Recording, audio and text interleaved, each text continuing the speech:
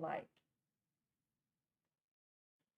Good evening and welcome to the March 10th Sahuarita Unified District Governing Board meeting.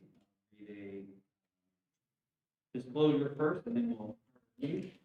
The Sahuarita board members and district administration are gathered in a central location due to the pandemic. The meeting will be live streamed by use of YouTube, which allows for members of the public to view and or listen to the meeting.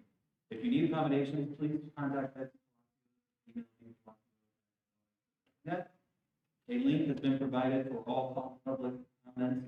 10 minutes will be allowed for reading of comments at the meeting. Any comments not read during the agenda item will still be entered into the public. We will adhere to all board meeting procedures to the extent practical.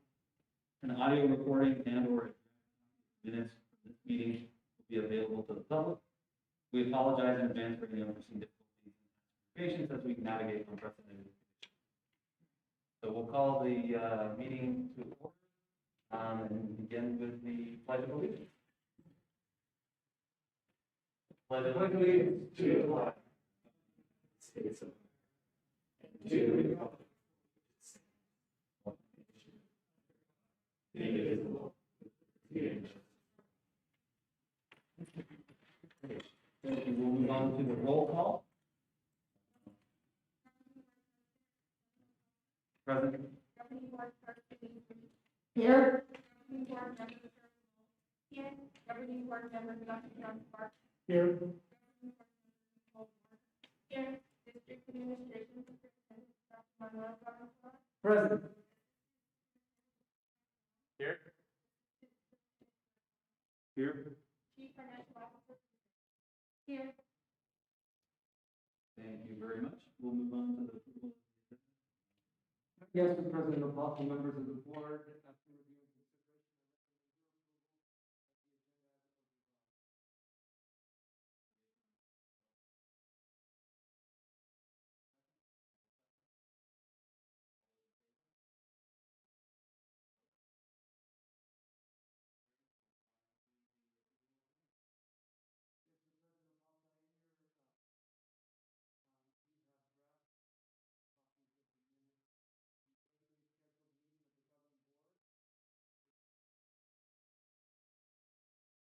once again, I do recommend approval of this item.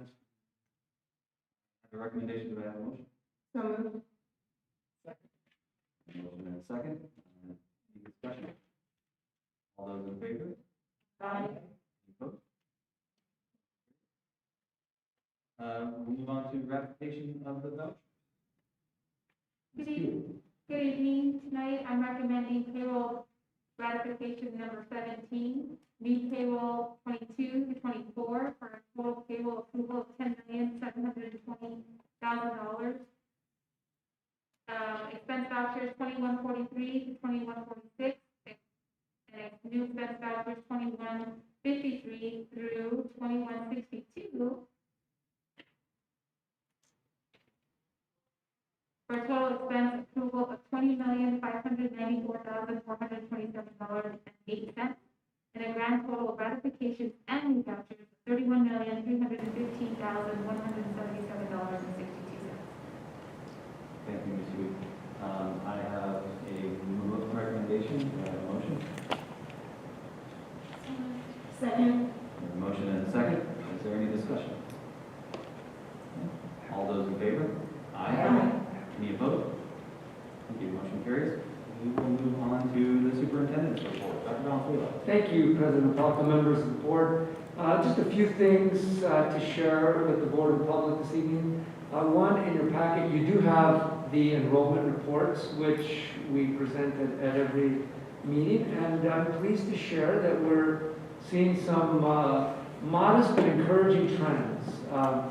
The net increase for this meeting from the last meeting is 12 students, and if you look at the distribution, it appears that the majority of schools have green next to them.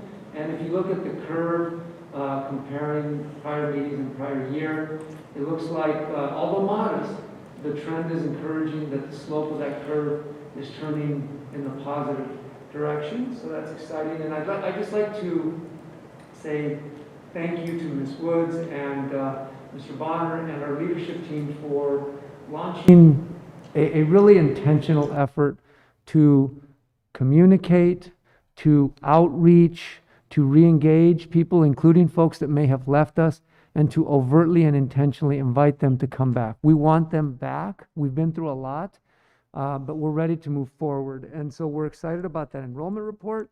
And we're also excited about some of the successes that continue to be earned by our students and staff, even in the midst of this ongoing pandemic. We learned just this week that another one of our teachers, Miss Jessica England, who teaches music at Sahuarita Middle School, earned her national board certification, which is a very rigorous and kind of a gold standard credential among educators nationwide. And in recent days, weeks, and months, we've had a couple of other folks, Barb Tingle, a longtime member of our faculty, and Rachel Redmond Sims, special educator, again, been here a long time, who have also earned this distinction. So that list is growing, and we're very proud to support our educators in these efforts. We're also proud of our students. One example, yesterday the Walden Grove High School boys soccer team defeated the high school from Kingman, one of the high schools from Kingman, 4-1, advanced in the state playoffs. Today, like literally as we speak, I believe the girls from both Walden and Sahuarita are playing. The Walden girls are at home. The Sahuarita girls are, I think, in the Phoenix area. And I know that sports, like everything else, has been kind of a different experience this year, and it's required an extra level of, focus and just flexibility and all those life skills that we've all been through. And so our students are continuing to shine. Wrestling in the next 2 weeks will be participating in sectionals and at state. And on a programmatic side, I'd like to thank Susie Harris, our food service director from SFE, and Ms. Huey. This pandemic has really shined a light on the acceleration of services, vital services that we provide, and our people have just risen to a high level of adaptation and commitment to serving the public. I know that as we transition back to traditional in-person 5-day learning, they've just had to make new adjustments in terms of how we're going to deliver those food services, whether students are on SDPA full virtual, or some might be hybrid for a while, and we're going to provide those services to everybody. And we also got good news that we're going to be able to continue that federal school nutrition program through the end of the summer. So those vital services will continue for our community, and Lizette and Susie have been working really, really hard, along with the entire members of their teams, to make sure that all the steps that need to be taken to make that happen. So lots to be happy about. I think it's challenging, but I'm encouraged by the signs of promise and hope that we see. And I believe with all my heart that if we stay together as a community, we stay focused on and disciplined on the things we have to do, good things are going to continue to happen. And the promise of the spring is there. Spring is in the air. So with that concludes my report. Thank you, President Opalka, members of the board. Thank you, Dr. Valenzuela.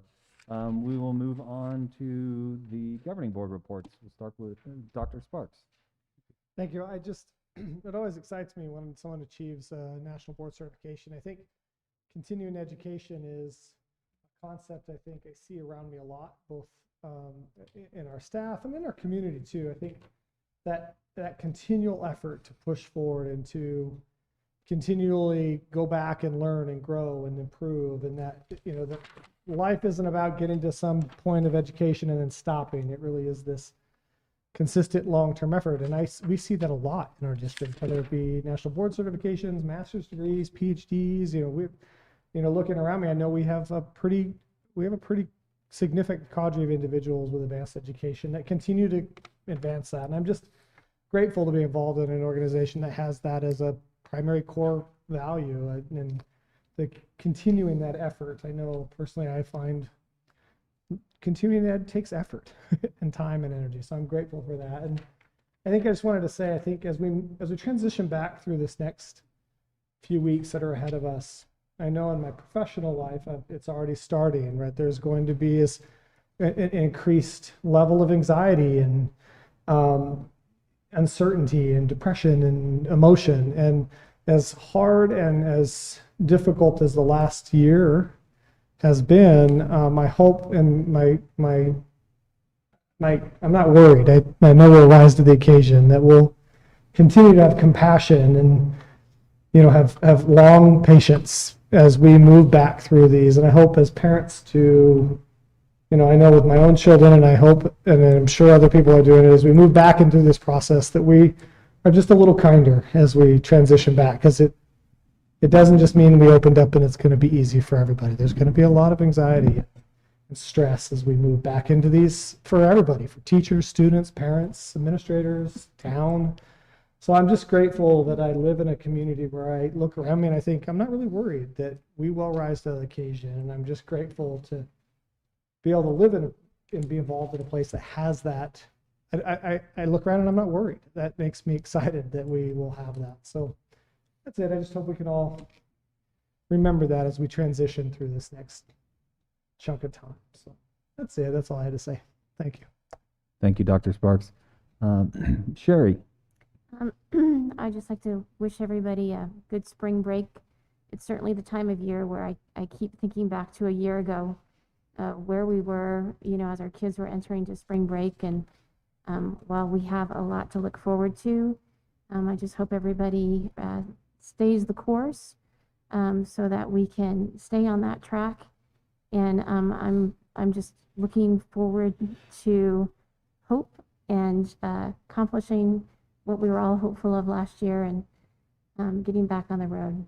So I wish everybody a good break. And it's been a tough, hard year. We're all trying to survive a pandemic, each and every one of us. And I just am so grateful for everybody in this district. Thank you, Ms. Lowell. Ms. Reese. I don't have anything to add this evening. Thank you. Ms. Warner. I don't have much, but just wanted to say that aside from everything that was already said, I'm just grateful to be a part of a district that also has consistently relied on the scientific advice and evidence that's out there, and had the safety of our children and educators and everyone always at the heart of every decision, and had that very well balanced with their overall well-being. And I'm just very thankful for all of the efforts that were put into that through the district. Thank you, Ms. Warner. I think I'd be remiss if we didn't talk about the success with the cheerleading squad, right? I think that they second place at state, if I remember reading correctly. So congratulations to the cheerleaders and their success and continued high performance as well. Only other thing is I wish everybody a happy and safe spring break, and you K-5 kids out there, we're excited to have you back full time, and 6 through 12, it's coming, and we appreciate your patience and your participation and dedication to your education. So keep going. Okay, moving on to call to public. Ms. Reese. We do have one call to the public this evening. This was submitted by Renee Kibbe. It states, please stop the mandate of masks. I have found that many people are experiencing adverse reactions to wearing masks. As I stated in my letter, some of the symptoms from suffocation are I knew I'm going to screw this up. Hypoxemia, headache, drowsiness, inability to focus. The AIA no longer requires masks for players due to them passing out, etc. Masks are not made to be worn for long periods of time, nor does the public have specific air pressure guidelines as in a medical environment or submarine, etc. to prevent these symptoms. Thank you very much. We will move on to new business, the Arizona Online Instruction Designation Entity. Dr. Valenzuela. Yes, sir. President Opalka, members of the board. This is actually pretty exciting milestone for us in a way. One of the things that the pandemic has done is it really has accelerated phenomenon and dynamic movement in society and different aspects of the economy and technology. And this is no exception. Technology-centered education, fully online education, remote learning, these things have been in the landscape of education. And really, we've worked to adapt through the pandemic, but really we've developed a strong foundation of online instruction that provides a unique, different opportunity for young people. Now, we know that a lot of that has been driven by the adaptations to the world that we've been living in for the last year, but yet for a segment of our student population, it's certainly to provide an alternative learning modality. And given that our mission is working as a team to help every student succeed, and every means each one, if this is a viable platform and modality for a segment of our population, we have a gift that we need to utilize and choices that we need to provide. And so through Mr. Bonner's efforts, we've written and renewed, and we are an approved AOI, so that the SDPI is an approved AOI. If you go to the State Board of Education's website, it is listed there. What I'm recommending to you this evening is to authorize the designation of an entity ID number. Basically, what that does is your approval allows us to go to the state and request a number that will designate this program as its own school, where we can populate students, assign students, put them into our student management system, assign them grades. It kind of makes the program more official. And Mr. Bonner's counsel has been that it will provide us with the ability to be more efficient in how we track, how we grade kids, the timeliness of service that we deliver to parents. It really doesn't fundamentally change anything about the budget, the structure, the personnel. It just allows us to elevate and designate this as its own entity. We're in the process of collecting data right now to ask how many people would like this type of modality. And we don't know. It may be 100, it might be 500 or more, and we'll adapt to that. So the recommendation this evening is just to authorize us to request an entity ID so that we can designate this as its own unique entity going forward for the next year. And so that is my recommendation, is your designation of the SDPA as its own entity and authorizing the request for an entity ID. Thank you very much. We have a recommendation. Do I have a motion? So moved. Second. I have a motion and a second. Do I have any discussion? No? Okay. All those in favor? Aye. Aye. Any opposed? Okay, motion carries. Looking forward to setting that up. Thank you. Next, we will move on to new business, the CFO budget report, or budget update, sorry. This is another regular communication item, which was at the request of the board just a couple years ago, and it's become really a good chance for regular public sharing about how our budget's doing over time and over prior year. So I turn it over to our CFO, Mrs. Huey, who has a report for us this evening. Thank you, Dr. Valenzuela, and good evening, Mr. Opolka and members of the board. Tonight, included in your board packet, you'll find the monthly board report, and basically what it's doing, it's comparing last year around this time, this one specifically February 28th compared to last year in February at the month end. And basically what I wanted to touch on is kind of I call them the peaks and the valleys of the chart, and kind of explaining where we're at and how it differs. And so I'll start with the 6100s, the 1,06100s. And basically what that is, it's teachers' salaries and benefits, the 6100s and the 6200s, 1,000s for instructional. And the reason that you're seeing a decrease in that area was mainly due to the shifting of expenditures through the enrollment stabilization grant, the ESG as it's referred to, and we're able to shift expenses into that grant in the amount totaling $2.7 million. So that's why you're seeing that difference between our higher expenses, it looks like last year compared to this year. Then if you keep going down towards the middle of the chart, you'll see that The next peak is the 2000, 6100s, and 6200s. And what that is basically our classified staff. Well, we did have more expenditures because we were anticipating before COVID started for those expenses, and we were not able to have enough funds to backfill that section. However, through the efforts of, in collaboration with Mr. Bonner, we submitted the ESSER 2 grant, and that has, it's going through the approval process.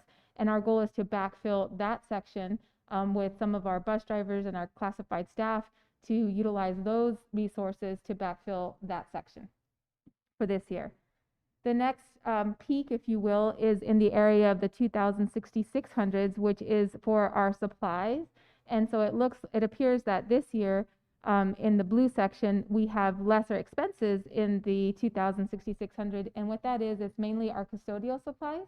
So one might think, how did we use less monies in that category? And the reason for that is, again, we were able to shift those expenses to what it was referred to ESSER 1, and those expenses were for PP&E. So we were able to shift those costs to that section. So that's why you're seeing that lower amount in the 6600 2000 codes. So with that is my presentation, and I welcome any questions that you may have at this time. Thank you very much, Ms. Huey. Are there any questions? Okay, thank you. Move on. The next item on the agenda is the new business roadback plan. Dr. Valenzuela. Yes, sir. Thank you, President Opalka, members of the board. This evening's presentation is, I think, fairly brief. As the board is aware, the latest communication with the public went out this week, communicating the next steps in the roadback plan. So I have just a few comments, hopefully points of clarification that are valuable and hopefully helpful. One is, as you all know, within the last week, the governor of Arizona, Doug Ducey, issued Executive Order 2021-4. It basically is the one that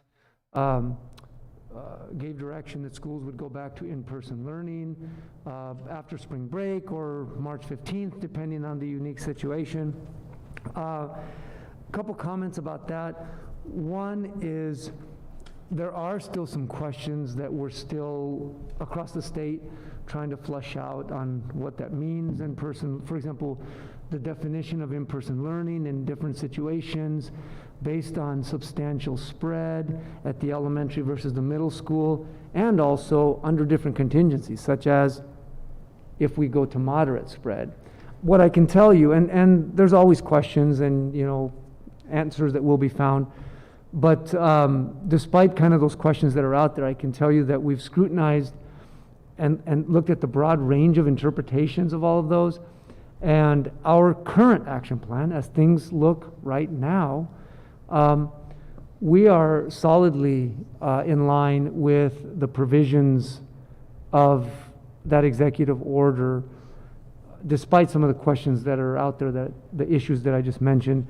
So our plan to return to full 5-day in-person learning for the K-5 on March 22nd, and the anticipated return of the secondary schools, hopefully within a couple, 2 or 3 weeks of that. Certainly the target is before the middle of April at the latest, again, barring any unforeseen changes.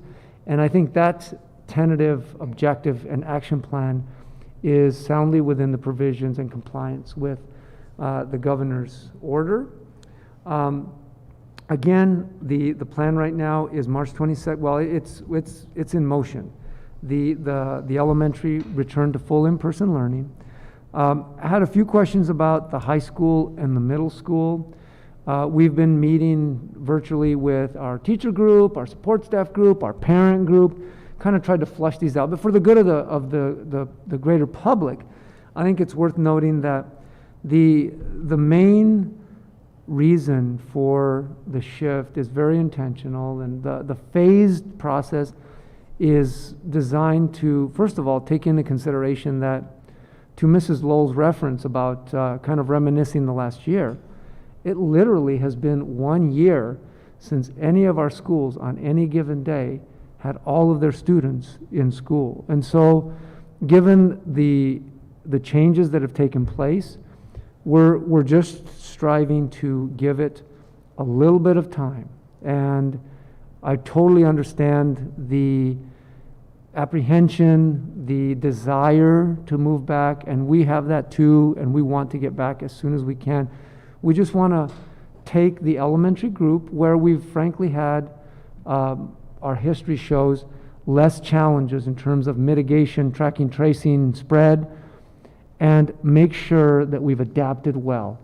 Procedurally, in terms of how we clean, how we sanitize, how we track, how we trace, the procedures and routines are having to be modified because we have more kids on campus.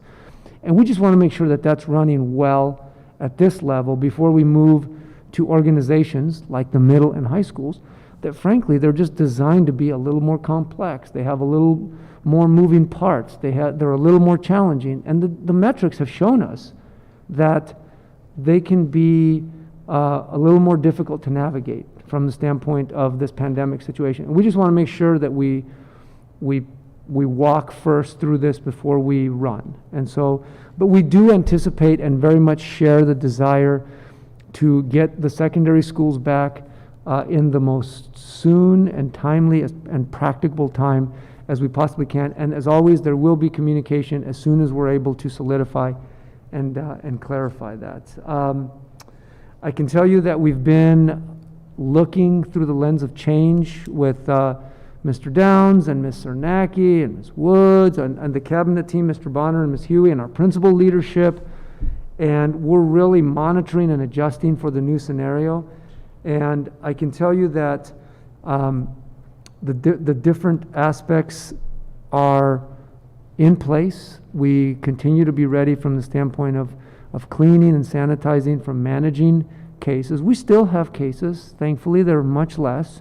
But our ability to manage, mobilize, isolate, quarantine, those kind of things, and the procedures for how we move around campus, how we distance to the greatest extent possible. If there's more kids, it's harder to distance, but we're still maximizing those goals and focused on those objectives because we know that they make a difference in minimizing the risk of disease spread.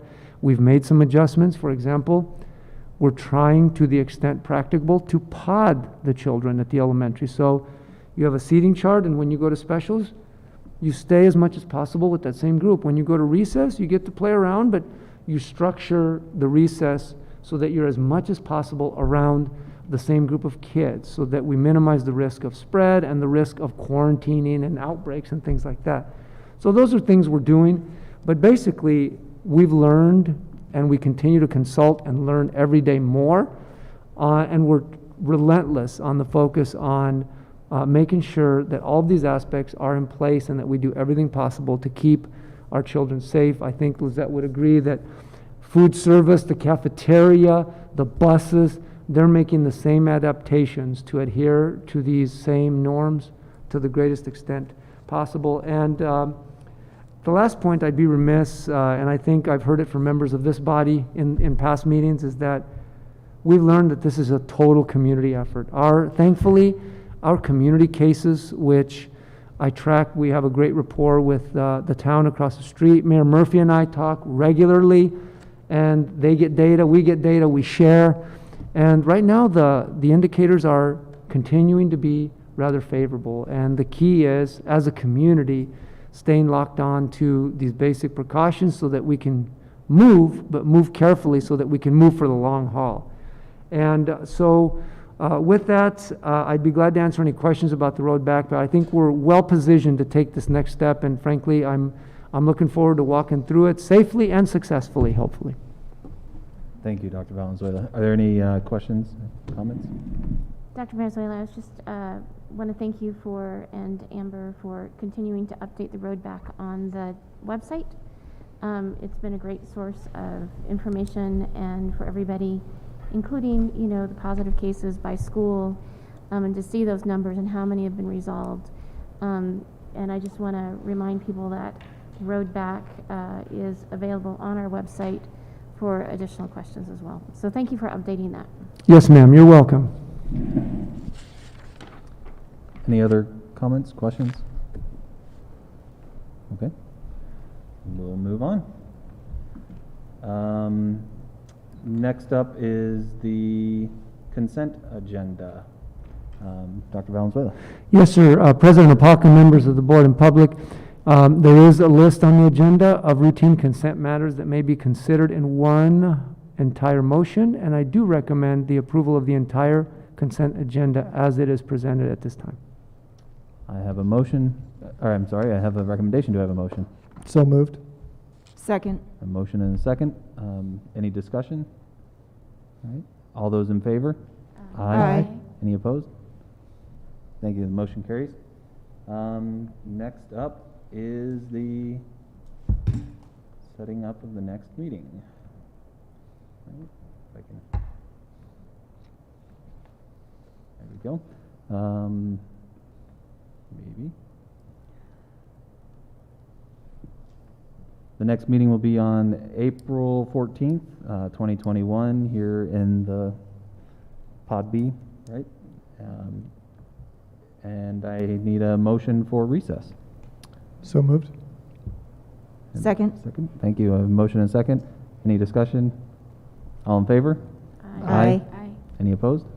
All right. Motion carries. Thank you very much. Appreciate your time this evening.